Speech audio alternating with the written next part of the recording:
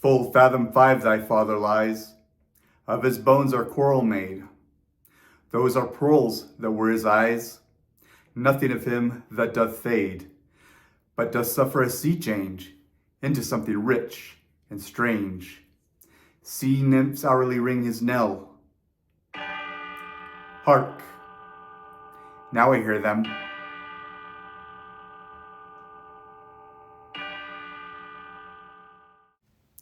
The verse I just read was from Ariel's song to Ferdinand in The Tempest, Act 1, Scene 2, informing him that his father is dead and buried under a full 5 fathoms. A fathom equals 6 feet deep, so he is under 30 feet of water. This is a significant Easter egg that needs to be unpacked. As I have previously shown, Shakespeare wants us to equate water, especially deep water, with the grave. Where did he come up with this idea? The ceiling in the crossing in Holy Trinity Church is approximately 30 feet high. In its center is a blue octagonal panel upon which are 3 fish representing the Holy Trinity. Removing this panel provides access to the bell tower in the event the bells need to be removed. An imaginative mind, upon seeing this, could have the thought that what lies beneath it in the church is figuratively underwater. Just as Prospero is Shakespeare, Ferdinand, the son of his enemy, represents Shakespeare's son-in-law, John Hall. In what way is John Hall the son of his enemy? John Hall was a Puritan, and Puritans were constantly trying to shut down the theaters in London.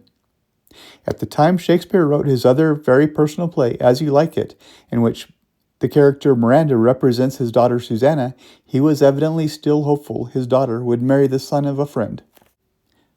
When Ariel informs Ferdinand that his father lies full fathom 5, he is actually saying that John Hall's father-in-law, William Shakespeare, will be buried 30 feet below the bell access panel in Holy Trinity Church. Also, bell is the last word in Ariel's song, the only time it is used in the play.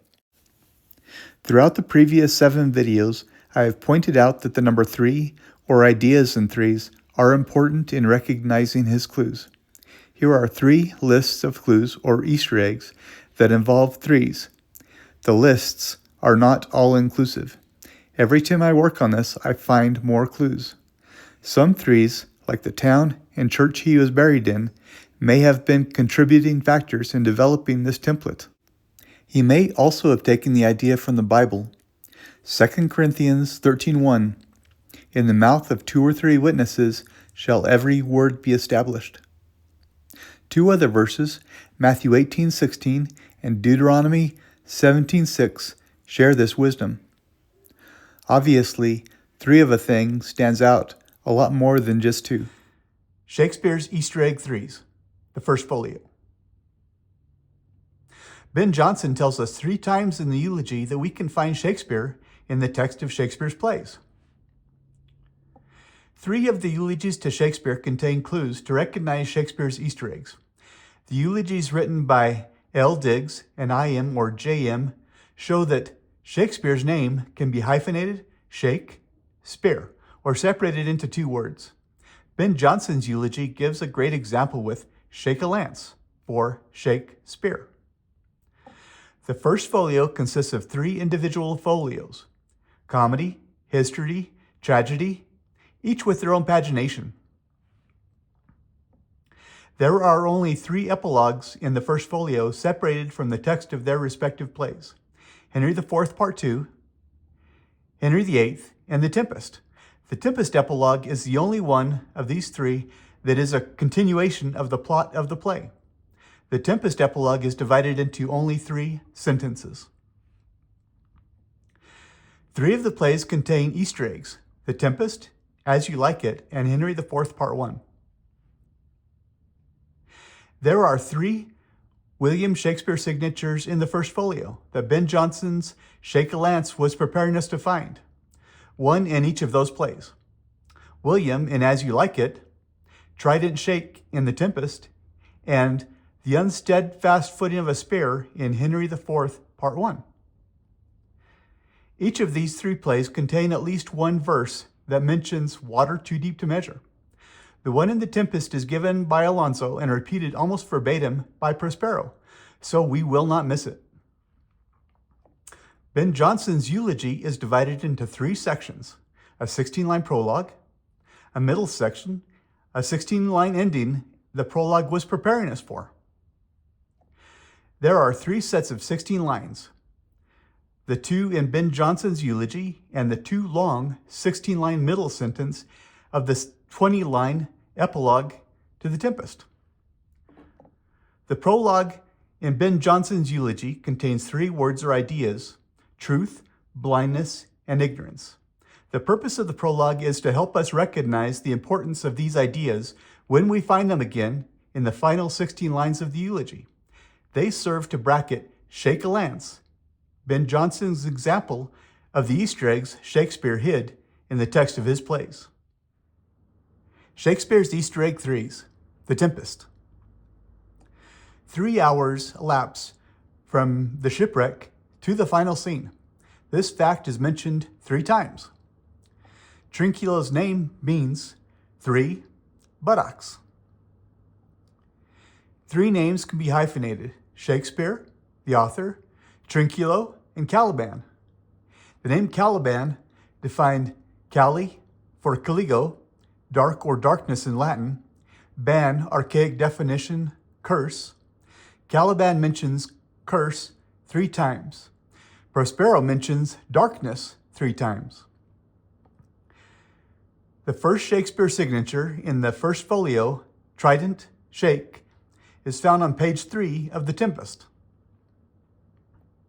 3 characters mention book or books: Prospero, Stefano, and Caliban. Prospero mentions book or books 3 times. Caliban mentions book 3 times. There are 7 groups of 3 in the play: 3 pre-Tempest mortal inhabitants on the island, 3 Tempest survivors, 3 drunken cohorts, Prospero's growing family, 3 dead bad nobles, 3 dead good nobles, 3 spirits with named parts in the masque, and 3 types of sailors: master, boatswain, and mariners. These groups of 3 match with 7 groups of 3 found in the middle section of Ben Jonson's eulogy to Shakespeare. Prospero says his daughter was not out 3 years old when they left Milan. Prospero refers to his daughter as a third of his life. Antonio suggests that if Sebastian kills the king, it will trouble his power. Antonio says that 3 inches of obedient steel, the tip of his sword, can lay to bed forever. The word 3 is used 3 times. The word leagues is used 3 times. A league equals 3 miles. Shakespeare's Easter egg 3s. Shakespeare's grave. To quote Prospero, "Retire me to my Milan, where every third thought shall be my grave." The Tempest was written 3 years before Shakespeare's retirement in 1613, which turned out to be 3 years before his death in 1616.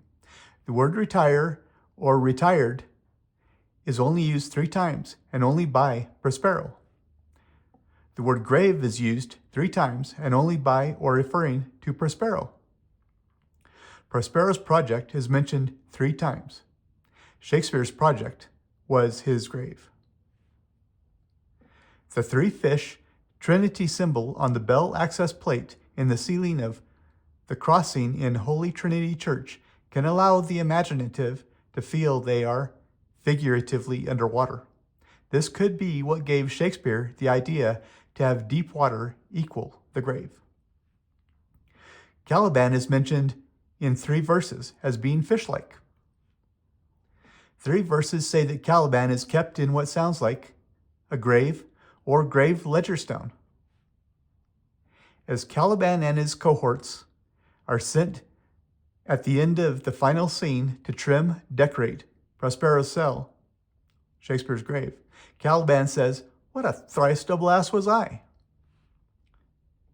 The inscription on Shakespeare's grave contains a message from 3 characters in The Tempest: The first two lines are an admonition from Stefano the butler. The third is a blessing from Trinculo the jester. The fourth is a warning of a curse from Caliban, the servant whose name means dark curse. William Shakespeare's grave is divided into three parts: a wall between his and his wife's grave, a stone or brick box at the west end under the oddly shaped stone, and his spot under the inscribed ledger stone. The ground-penetrating radar survey showed that Shakespeare's grave is only 3 feet deep. The lighter-colored ledger stone engraved with the curse under which he is buried is roughly 3 feet by 3 feet, forming a cube. Shakespeare is buried in Holy Trinity Church. Shakespeare's grave is in a town with a 3-word hyphenated name, Stratford-upon-Avon. Is it possible that as King James I of England was having the Bible retranslated, he thought it would be a good idea to have one of his greatest poets lightly edit the Bible's poetry? I have read from various sources that evidence of this exists in the 46th Psalm. If you look at that psalm and count down from the beginning 46 words, you find the word shake. Now from the end, count up 46 words, ignoring the word Selah, which serves as a musical notation telling us to sing the previous line louder. You will come to the word spear. Of course, putting the two words together creates the name Shakespeare. In the year 1610, the King James Bible was in final editing, and Shakespeare turned 46 years old. This appears to be a classic Shakespeare Easter egg, not only giving us his name, but dividing the psalm into 3 parts and giving us the number 46 3 times. I have found this in other editions of the Bible, but did they borrow it from the King James Version? One thing I've learned from studying Shakespeare's Easter eggs is a little dark. I've understood it for a while now, but have always pushed it to the side and tried to ignore it. When Shakespeare's son Hamnet died, he not only mourned the loss, but William also felt a sense of relief. Please bear with me as I explain. If we look at the plays he wrote immediately after Hamnet's death, did he suddenly start writing tragedies? No. Hamnet died in 1596. In 1597, he wrote Henry IV, Part 1. It's the first of 3 plays in which he placed Easter eggs. It also introduces us to one of his most popular comedic characters, Sir John Falstaff. He didn't write a tragedy again until 1599 with Julius Caesar.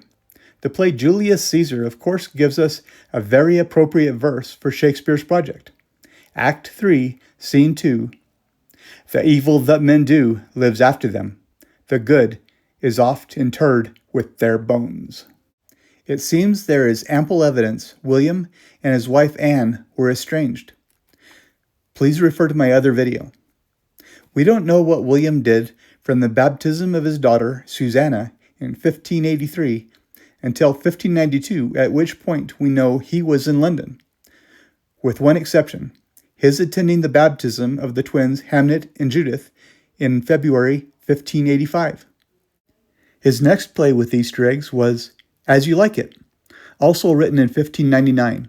He wrote himself into this play as 2 different characters. Once as William, the only character born in the Forest of Arden. I cover this more in my other video. The second time was Duke Sr.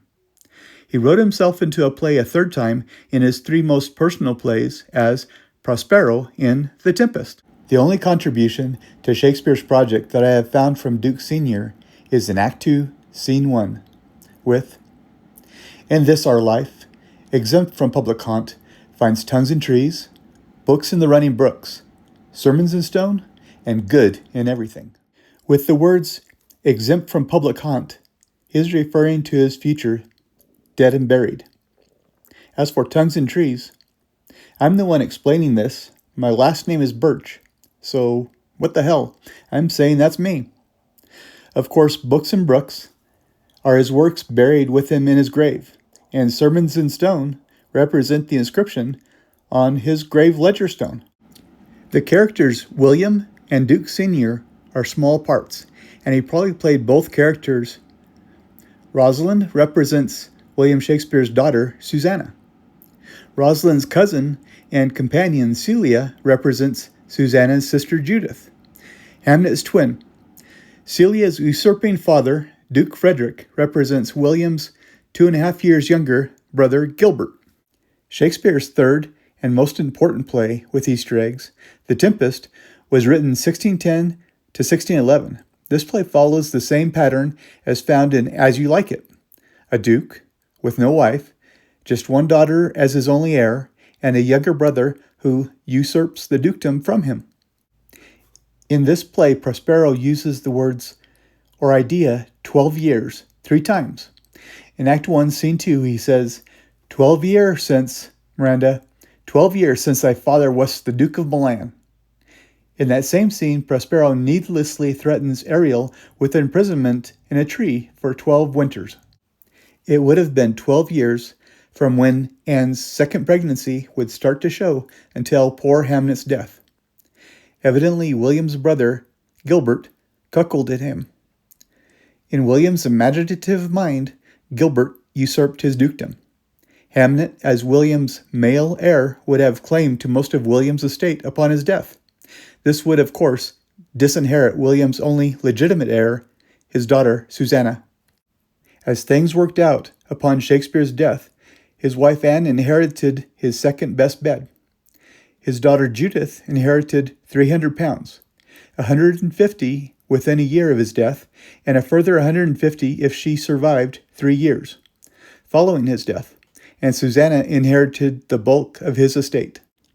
This understanding of the dynamics between William, his wife Anne, his brother Gilbert, and Hamlet can provide a completely different way to look at Shakespeare's play Hamlet.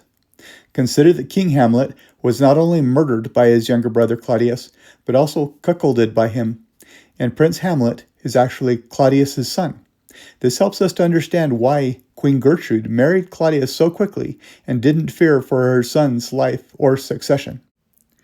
On the other hand, King Claudius, having murdered a brother, would regret but not back away from having a son killed whom he considered a threat to himself or his wife. The queen was probably much younger than she appeared in Hamlet's youthful eyes, and able to produce another heir. This idea also gives credence to the legend that William Shakespeare played King Hamlet's ghost, thus playing himself yet again. There are at least 3 possible Easter eggs in the play Hamlet. When the ghost first appears, he walks past the guards 3 times. Second, the ghost appears to the guards 3 nights in a row before Hamlet hears of it. Third, the ghost talks with Hamlet on 3 occasions. This also would mean that now we have 3 plays in which a character representing William Shakespeare has his rightful domain usurped by his younger brother. There are only 3 plays in the first folio that have epilogues separate from the body of their respective plays. None of these are meant to be part of the actual play. The first we find in the folio follows The Tempest. In it, Shakespeare uses concepts he developed in the play to explain his project and plead with us to help it succeed. I cover the Tempest epilogue much more in my other video. One thing I failed to mention in that video concerns line 6. In that line, Prospero tells us that he pardoned the deceiver, referring to Antonio, his brother, the usurping Duke of Milan. Of course, this character represents William's brother, Gilbert. There is evidence that William did eventually place trust in him again. In 1602, Gilbert served as William's agent in a real estate purchase near Stratford-upon-Avon. The second of this type of epilogue we find following Henry IV, Part 2. It appears on a page by itself looking more like a broadside than part of a play. Its only purpose was to rehabilitate the name of Sir John Oldcastle, the name Shakespeare had used as the original name for the character Sir John Falstaff. This was probably done at the request or demand of his descendants. The third of this type of epilogue follows Henry VIII. It is completely useless to the play. It was added to this, possibly the last play Shakespeare co-authored, just to give us a third of this type of epilogue. On a recent visit to the Airport Mesa Vortex in Sedona, Arizona, I found 2 beautifully painted rocks, hidden like Easter eggs. I photographed them but left them there. I found out later they were each painted with a prayer to Shiva. In my limited study of the god Shiva, I recognized some similarities to the fictional Prospero as an avatar of Neptune. Both are water gods associated with the trident. Both are gods of destruction and transformation. I believe Prospero's name was derived from prosper because Shakespeare felt himself to be prosperous. Of course, one of Lord Shiva's names is Shambho, meaning happiness source or auspicious. I understand that Shakespeare is popular in India. I am curious if Prospero has ever been played costumed as a forgiving avatar of Shiva. Since I first found a Shakespeare Easter egg 12 years ago, February 2013, I've also discovered some interesting coincidences between Shakespeare's family and myself. I share a birthday with William's brother, Gilbert. I was born 400 years to the day after him. And remember, Gilbert's cuckolding caused William 12 years of stress. 5 or 6 years ago, I found out through Ancestry.com that William Shakespeare is apparently my 12th great-granduncle on my mom's side. This is her chart. My mom didn't create this chart, she just put her information in up to Martha Baldwin. Ancestry.com took other people's submissions and combined them. Of course, this chart is a little suspect because the second of 3 Thomas Harts was born 3 years after the third Thomas Hart. A third odd connection I have to Shakespeare's project is a poem I wrote back in 1989 or 90. I used an edited version in my other video.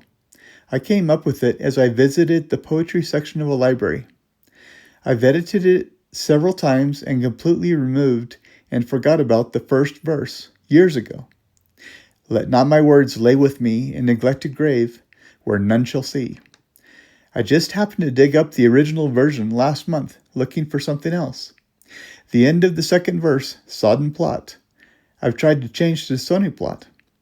The end of the last verse, line anonymity, sounds strange and specific.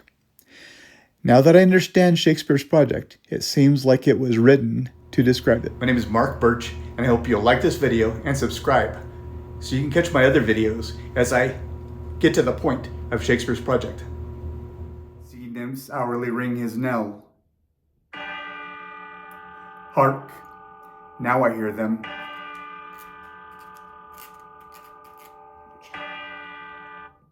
You could hear this go. Fuck. You don't need no fucking candle lighting. Okay. That was good though. I really liked the looking up and doing the last part. Yeah.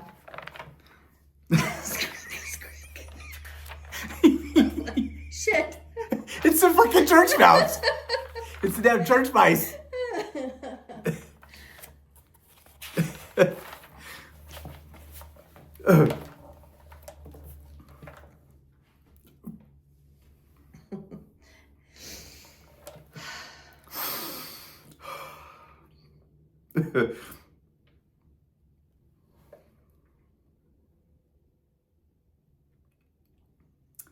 Full fathom 5 thy father lies, of his bones are coral made.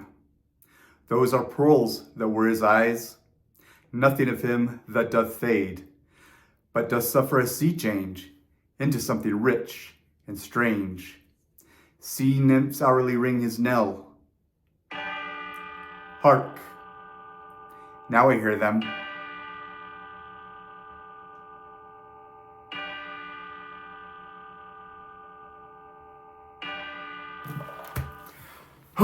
Is it even on? Yeah. Okay.